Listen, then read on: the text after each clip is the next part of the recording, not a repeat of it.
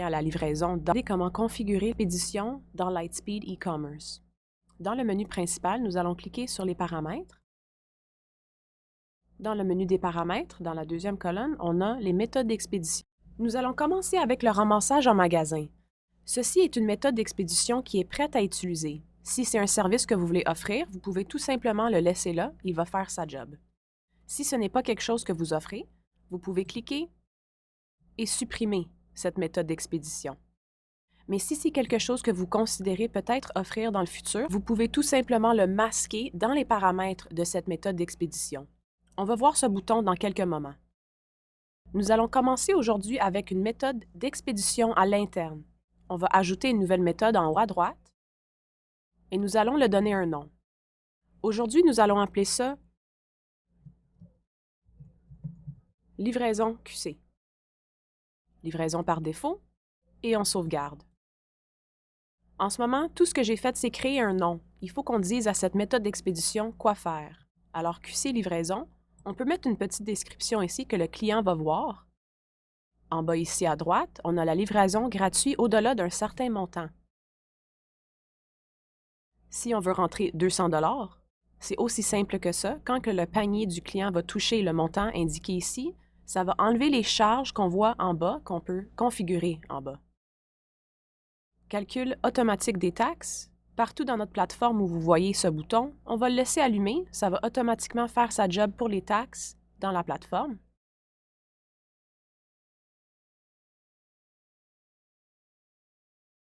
Ici, on a visible seulement dans l'arrière-boutique. Ça, c'est un bouton pour masquer cette méthode d'expédition.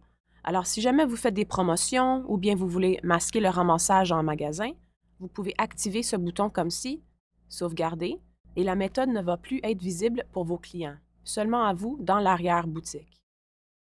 On va le refermer. Ici, on a paiement comptant à la livraison. Ça, c'est une méthode d'expédition un petit peu différente. C'est un petit peu rare que je le vois utiliser.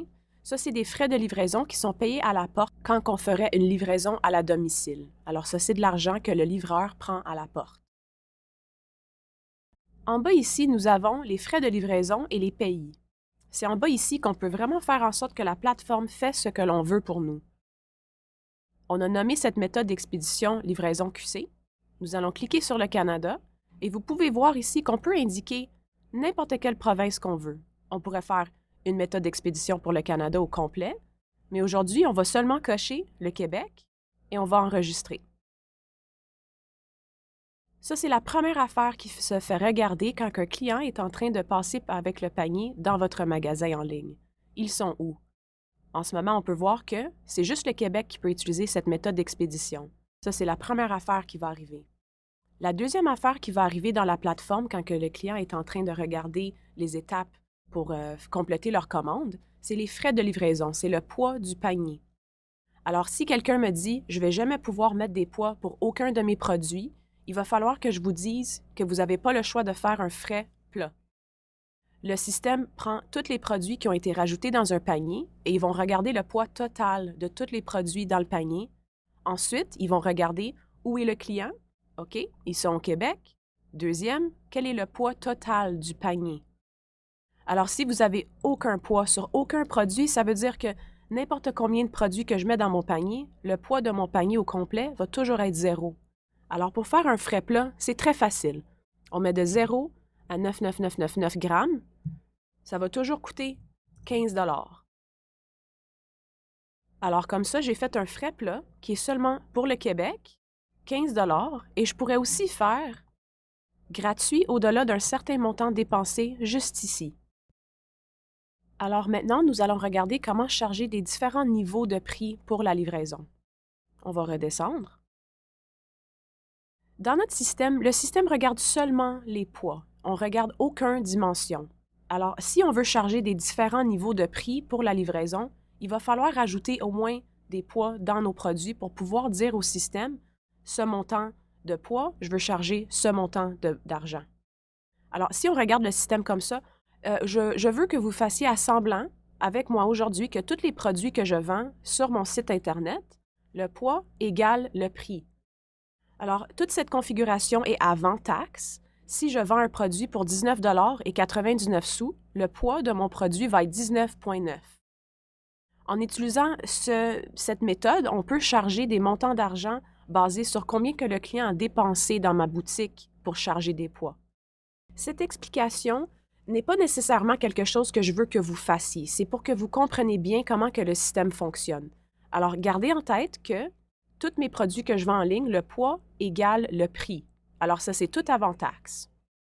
Si les poids égalent tout le prix du produit, je pourrais faire des configurations comme celle-là.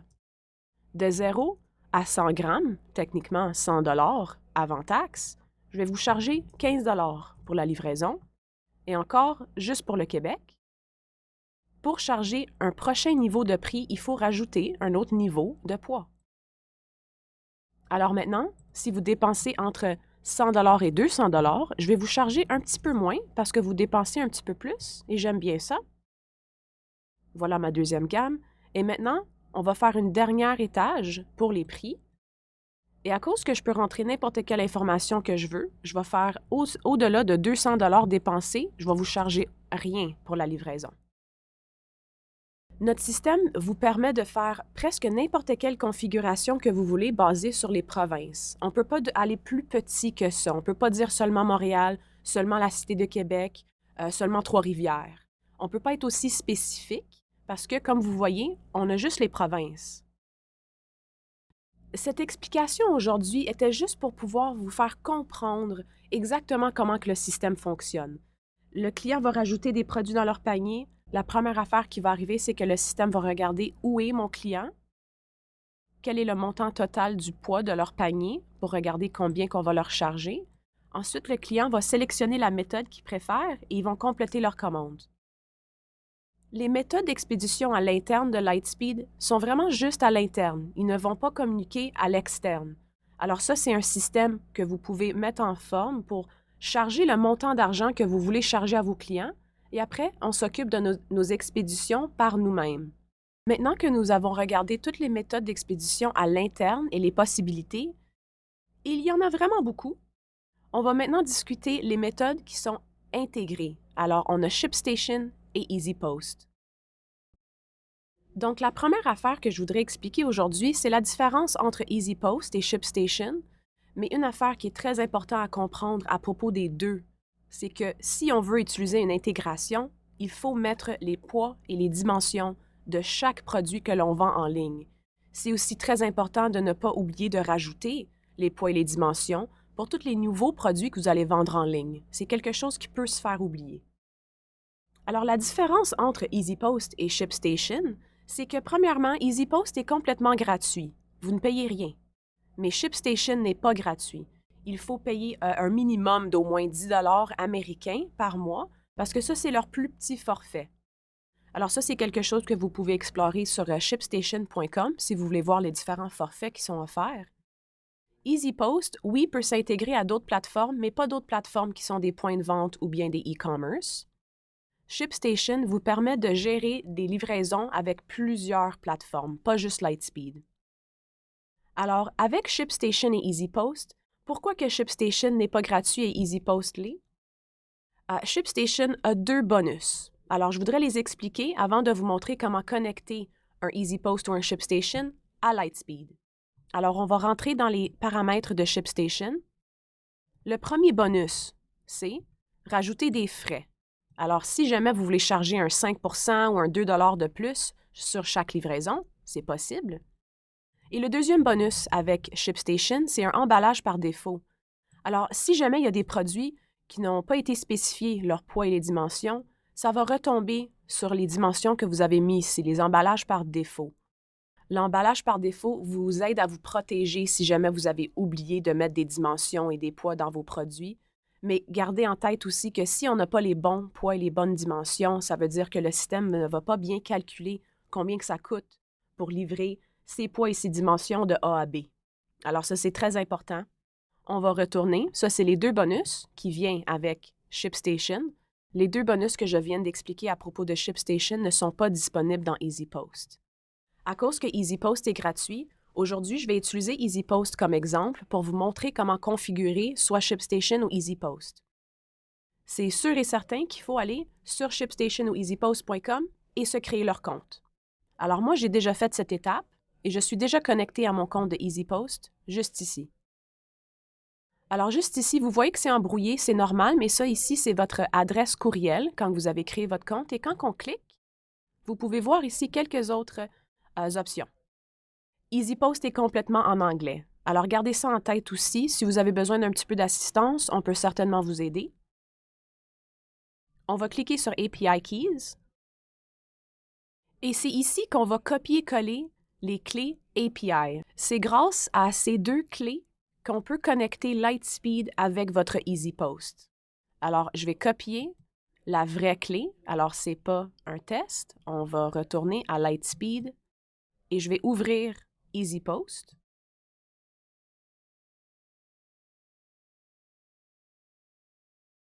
Et dans le Live API, je vais copier-coller la clé. On va retourner à EasyPost et on va copier la test key.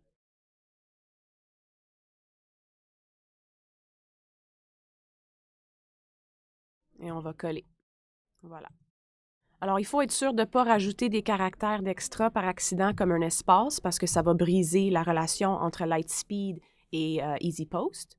Et je vous encourage fortement de faire des tests avant d'utiliser EasyPost directement pour créer des étiquettes d'expédition parce que ça va créer des vraies charges. Alors, on fait des tests avant, on fait quelques tests commandes pour voir comment que ça fonctionne et les différentes méthodes qui vont se faire offrir aux clients pour qu'on puisse les modifier, offrir ce que l'on veut.